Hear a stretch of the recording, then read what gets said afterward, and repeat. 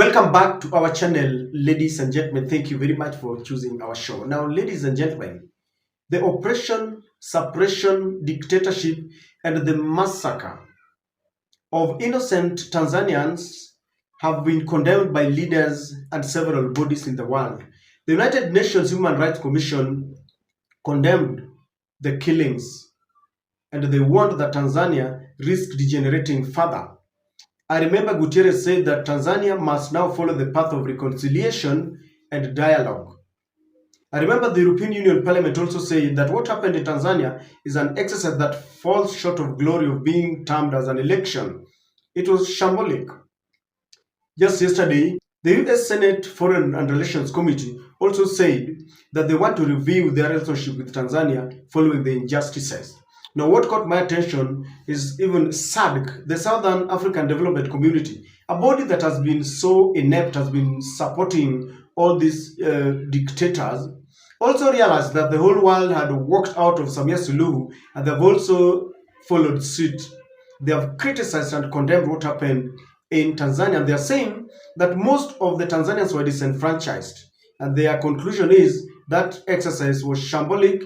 It cannot be referred to as an election. That was Suluhu competing against Samia. So the whole world has walked out on Samia Suluhu. But ladies and gentlemen, in the midst of all this, there is one leader who is saying that he's pleased by what Samia Suluhu said.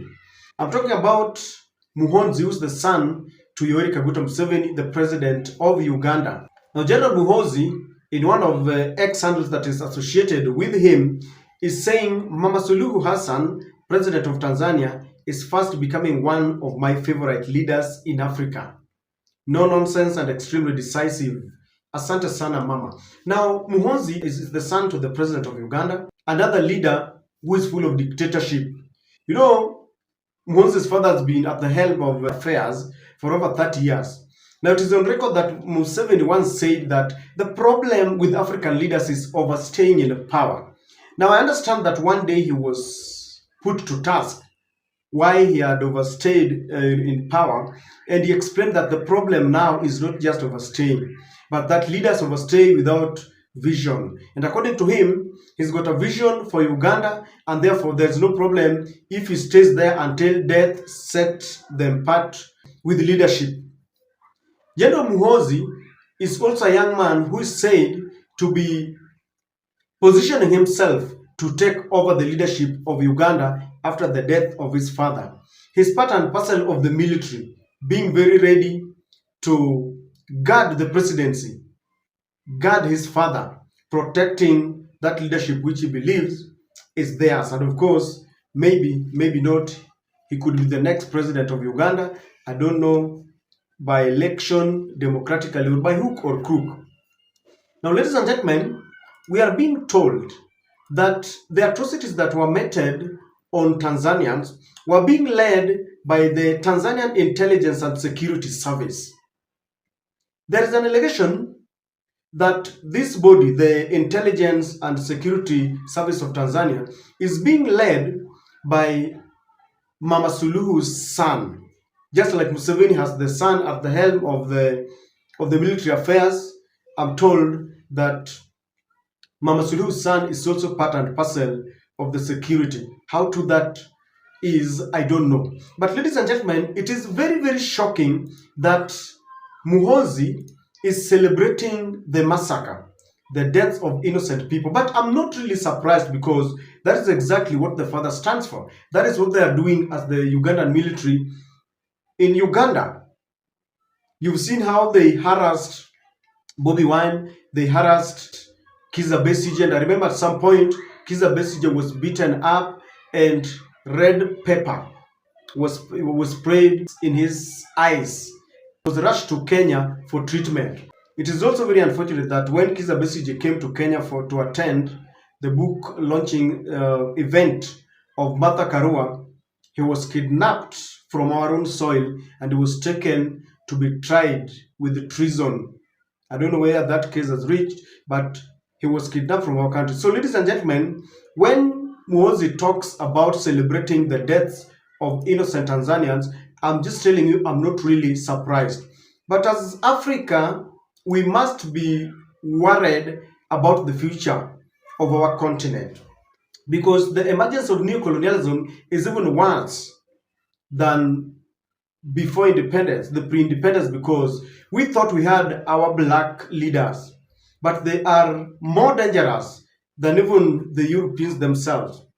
Now, I looked at the sentiments and I thought Uganda is in full support of the atrocities that took place in Tanzania. Many times when Kenyans go to the streets to protest against bad governance, we've always had rumors that Ugandan soldiers are always being sent to harass, especially the late Raila Amolo Odinga's supporters in Kisumu.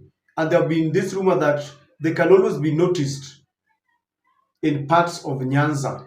We also know that in Migingo, Ugandan soldiers are harassing our fishermen there. The governments, successive governments, are saying nothing. Kibaki, Uhuru Kenyatta, and even Ruto, they are saying nothing. Recently, we also heard that Madam Suluhu requested for military support from Uganda and Kenya.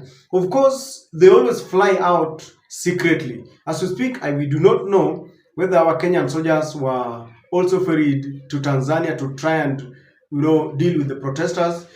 But I suspect that Ugandan military was there. I'm not very sure. So I have a feeling that Uganda is in full support of the atrocities that took place. And I can also safely conclude that if these are the sentiments of the son to Museveni, Museveni is also in full support. And something tells me that even Ruto here must have called Samia Suluhu in the middle of the protest, and they told her, Kangumu, usiache, stay there and make sure that you deal with them. We've seen Ruto dealing with protesters. When he got to power, people were being removed from Kisumu, in their Kisumu houses, and they were being killed. We saw how the government dealt with the Gen Z's protests. They were killed. In fact, that was documented by BBC. So these are birds of the same feathers, and I know they are very happy.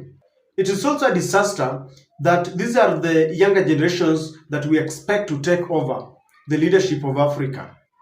Because Muhoozi has started campaigning. I follow some of his Twitter handles. He's very controversial, but he's positioning himself to take over after the father is gone.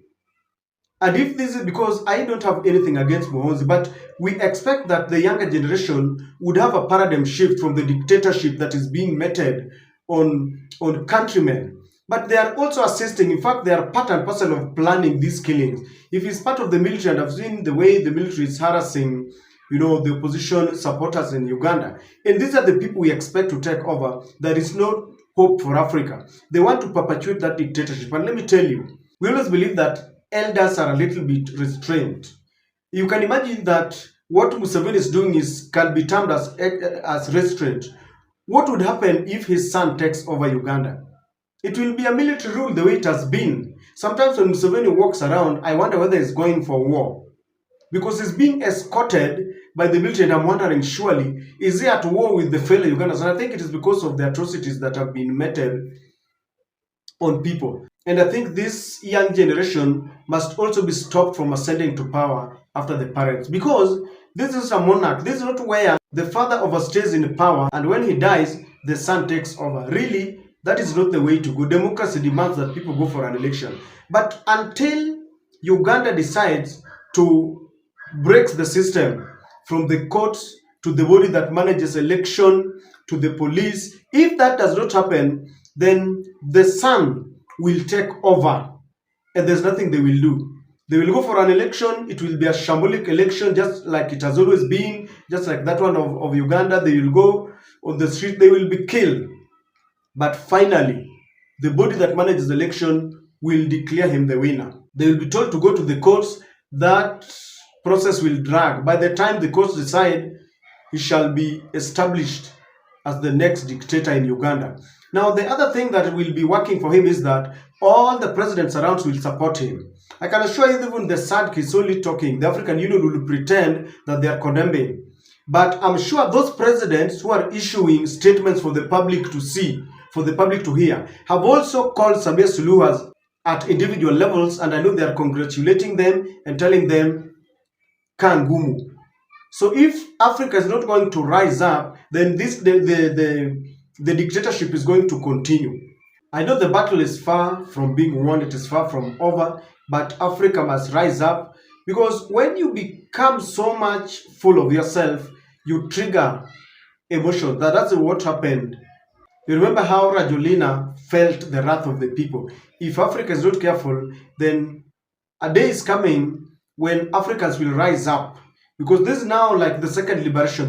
The first liberation was to beat the colonial masters, but now we need to stand up against the new colonialism, which is becoming worse than it was before.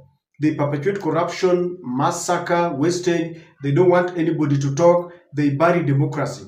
And so what Muhoozi has said is a wake-up call that we really need to understand the people who are taking over. And I believe if we rise up, we can stand against this dictatorship. That is very sad when you come up in public and you support massacre.